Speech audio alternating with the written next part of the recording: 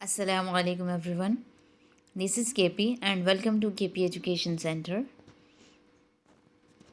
This video is helpful for TSTRT, SGT, TGT, PGT and SA Urdu exam. This video is also helpful for B.Ed and 10th class students. Before going to start, I would like to say please do like, share and subscribe my channel to motivate me for making such more free educational videos. इस video में हम लोग 10th class से गज़ल देखेंगे जो कि professor makhani Tabassum की लिखी हुई है। सबसे पहले हम लोग देखेंगे मकसद या मुद्दा। ये गज़ल मकनी तबस्सुम की लिखी हुई है जो कि एक गज़ल मुसलसिल है जिसमें किसी एक ही उन्वान या ख़याल को बार बार अशार में दोहराया जाता है। मकनी तबस्सुम की ये गज़ल मुसलसिल के दायरे में आती है। इस गज़ल के सभी अशार अपने नागर्दा गुनाह की तलाफ़ी और अल्लाह ताला से रहम व करम की उम्मीद रखना है, उसकी बड़ाई और सिफ़ात को बयान करके उसके बताए हुए रास्ते पर चलने और हिदायत पाने की कोशिश करना है और अल्लाह ताला गुनाहगार बंदों की रहबरी किस तरह करता है। अल्लाह के सामने हमें अपने गुनाहों से तौबा करना और अल्लाह से मदद मांगना चाहिए। आइए अब हम इसी सिलसिले में ये गज़ल पढ़ेंगे। और मकनी तबस्सुम की ये गज़ल जो है उनके मजमूए कलाम मिट्टी मिट्टी मेरा दिल से ली गई है।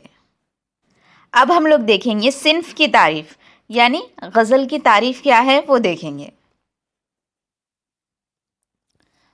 गज़ल के लग़वी मानी है औरतों से बातें करना, लेकिन दौर जदीद के शोरा ने सन्फ़ गज़ल में सियासी, समाजी, मजहबी और फ़लसफ़ियाना ख़यालात को भी पेश किया है।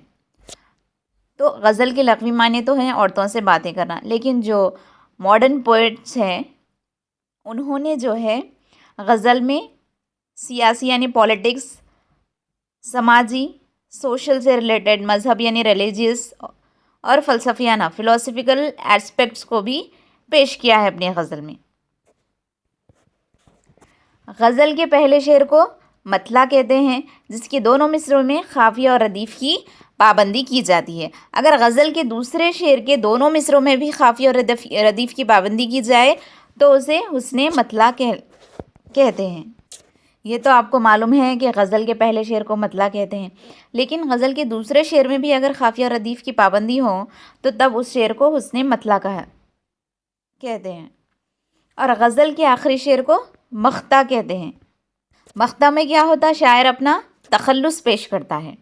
गज़ल का हर शेर माना व मफ़हूम के लिहाज से मुकम्मिल होता है। गज़ल का हर शेर जो है माना और यानी मीनिंग और उसके डेफिनेशन के हिसाब से कंप्लीट शेर रहता गज़ल का। नज़म की तरह एक शेर दूसरे शेर से मरबूत नहीं होता। नज़म में क्या होता? एक शेर दूसरे शेर से मरबूत यानी जुड़ा हुआ रहता, लिंक रहता एक शेर का दूसरे शेर से। लेकिन गज़ल में हर शेर का अपना एक अलग माना होता।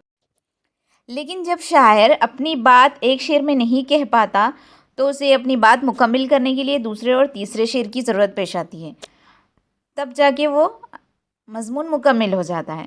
तो गज़ल के ऐसे अशार को ख़ित्ता बंद कहेंगे जिसमें शायर को अपनी बात मनवाने के लिए दूसरे और तीसरे शेर की ज़रूरत पेश आती है, उसे बोलेंगे ख़ित्ता बंद।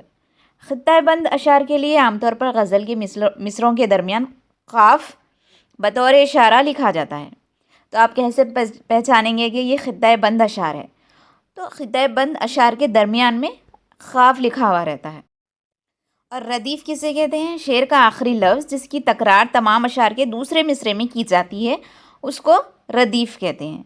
कहाँ होता है ये? शेर का आखिरी लफ्ज़ होता है और ये शेर के दूसरे मिसरे में इसकी तकरार की जाती, उसे रदीफ़ कहेंगे। और रदीफ़ से पहले आने वाले अल्फाज, हम वज़न अल्फाज, राइमिंग वर्ड्स को जो है ख़ाफ़िया कहेंगे। जो लास्ट वर्ड है शेर का, जो आखिरी लफ्ज़ होता वो रदीफ़ कहलाएगा और उससे पहले आने वाला हम वज़न अल्फाज यानी राइमिंग वर्ड जो होता है वो ख़ाफ़िया कहलाएगा।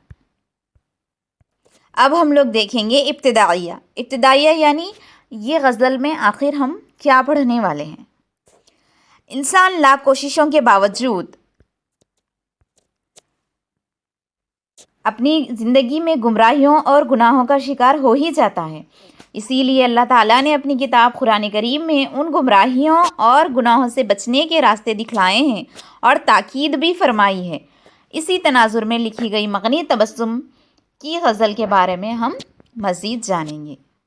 تو یہ غزل کس بارے میں ہے کہ انسان لاکھ کوشش کر لے گناہوں سے بچنے کی، اس کے باوجود وہ گمراہیوں اور گناہوں کا شکار ہو ہی جاتا ہے۔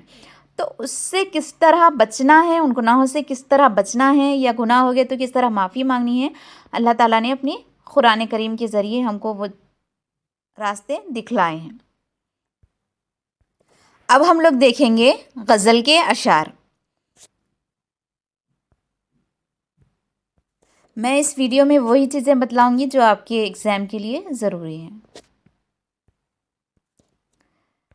سفر دیا ہے تو منزل کا بھی پتہ دے گا، میرا خدا مجھے رستہ کوئی دکھا دے گا۔ اب ہم لوگ دیکھیں گے اس شعر کی تشریح۔ شاعر اپنے خدا سے نا امید نہیں ہے، اس لیے کہ اللہ نے جب انسان کو زندگی دی ہے تو اس کو گزارنے کا سلیقہ بھی سکھلایا ہے، اور زندگی کا اختتام بھی کیسا ہو یہ بھی بتلایا ہے۔ یوں تو خدا سب کا ہی ہے، لیکن جب آدمی پریشانیوں میں گھر جاتا ہے تو بے سختہ میرا اللہ ہی پکارتا ہے، گویا اللہ صرف اسی کا ہے۔ تو شاعر یہ بتانا چاہ رہے ہیں کہ جب اللہ تعالیٰ ہمیں زندگی عطا کیے ہیں تو اس کو گزارنے کا سلیقہ بھی ہم کو بتلا دیے ہیں، اور ہمارا اختتام کیسا ہو، یعنی آخرت میں ہماری آخرت کیسی ہو یہ بھی ہم کو بتلا دیا ہے، یعنی جیسے اعمال کریں گے اس کا بدلہ ہمیں آخرت میں ملے گا۔ اور جب کبھی ہم کسی پریشانی میں گھر جاتے ہیں تو ہمارے منہ سے بے سختہ جو ہے میرے اللہ بول کے ہی نکلتا ہے۔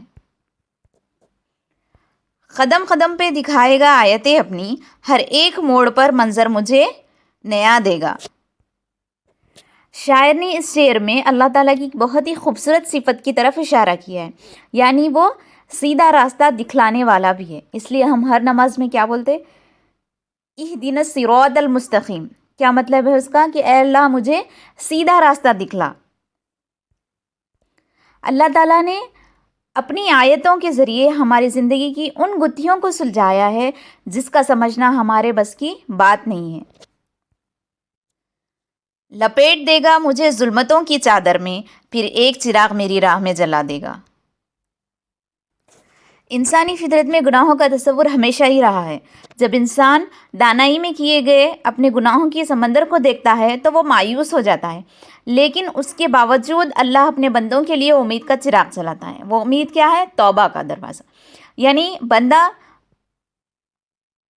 توبہ کا چراغ جلا دیتا ہے تو اس کی تمام ظلمتوں کو اللہ تعالیٰ دور کر دیتا ہے، یعنی کچھ گناہ ہم سے ہو جاتے ہیں تو اللہ تعالیٰ ہم کو توبہ کے موقع بھی دیتے رہتا ہے۔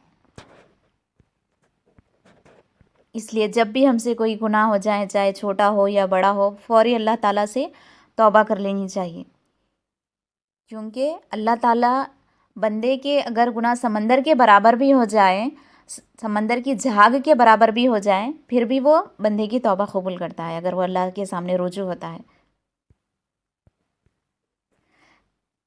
لیکن اس کا ہرگز یہ مطلب نہیں ہے کہ ہم گناہ کرتے ہی چلے جائیں اور آخرت میں اللہ سے توبہ مانگیں گے، ایسا نہیں ہے، بلکہ ہمیں دنیا میں ہی اللہ سے توبہ مانگ لینی چاہیے۔ بڑھا کے دل میں کسی انتظار کی لذت، نظر کے واسطے تاروں کا سلسلہ دے گا۔ اللہ تعالیٰ بندوں کے نیک کاموں کے عوض جنت میں اس کے بدلے کا وعدہ کیا ہے، اور یہی انتظار کی وہ لذت ہے جس سے ہمارے پیش نظر ہمارے نیک کاموں کا ایک سلسلہ سامنے آ جاتا ہے، اور ہم پر امید اللہ سے آس لگائے رہتے ہیں، اور اللہ نے جو ہے نیک کام کے بدلے ہم کو جنت کا وعدہ کیا ہے۔ اسی انتظار کی لذت میں ہم اپنے نیک کام کو، نیک اعمال کو جاری رکھے گا مجھ کو صدا جبر کی پناہوں میں، جو خواب دیکھنے لگ جاؤں تو جگا دے گا۔ اس شعر کے ذریعے شاعر یہ کہنا چاہتے ہیں کہ اللہ تعالیٰ ہمیشہ مجھے اپنے جبر یعنی عذاب کے خوف سے ڈراتا رہتا ہے، اس کے باوجود جب بھی گناہوں کی طرف راغب ہو جاؤں تو وہ اپنی رحمتوں اور اپنے فضل سے مجھے سیدھے راستے پر ڈال دیتا ہے۔ اب ہم لوگ دیکھیں گے قواعد۔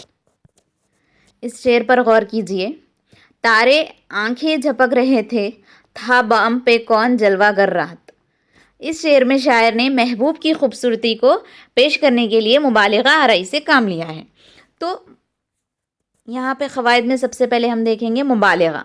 मुबालिगा किसे बोलेंगे? किसी की तारीफ़ या तज़लील को बढ़ा चढ़ा कर पेश करना सनत मुबालिगा कहलाता है। या तो किसी की तारीफ़ में या फिर तज़लील यानी उसको जलील करने के लिए बढ़ा चढ़ा के अल्फाज पेश कर रहे हैं तो उसको बोलेंगे सनत मुबालिगा। नेक्स्ट देखिए, प्यासी जो थी सिपाहे खुदा 3 रात की, साहिल से सर पटकती थी मौजे फरात की। शायर फरात की मौजों को साहिल से टकराने की वजह सिपाह खुदा की प्यास बता रहा है, जबकि हकीकत में ऐसा नहीं है। तो ये क्या है? हुस्ने तालील है। हुस्ने तालील किसे कहेंगे? शेर में किसी ऐसी बात को वजह करार देना जो हकीकत में उसकी वजह ना हो। शेर में किसी ऐसी वजह यानी ऐसा रीज़न बताना जो हकीकत में उसका रीज़न नहीं रहता, उसे बोलेंगे हुस्ने तालील। नेक्स्ट हम लोग देखेंगे तजाहुले आरिफाना। मौत का एक दिन मुअय्यन है, नींद क्यों रात भर नहीं आती। शायर इस बात से बखूबी वाकिफ़ है कि वक्त मुकर्रर पर ही मौत आएगी, फिर नींद ना आने की वजह क्या है? यही तजाहुल है। तजाहुल आरिफाना किसे कहेंगे? किसी बात को जानते हुए भी उससे अनजान रहना तजाहुल आरिफाना है। तो यहाँ पे देखिए, शायर जानता है कि मौत का एक दिन मुकर्रर है, फिर भी वो पूछ रहा कि नींद रात भर क्यों नहीं आती, इसकी वजह क्या है बोल के शायर पूछना चाह रहा। तो आज की वीडियो में बस इतना ही। इंशाल्लाह we will meet again in another video. Please do like, share and subscribe my channel to motivate me for making such more free educational videos. Thank you so much for watching.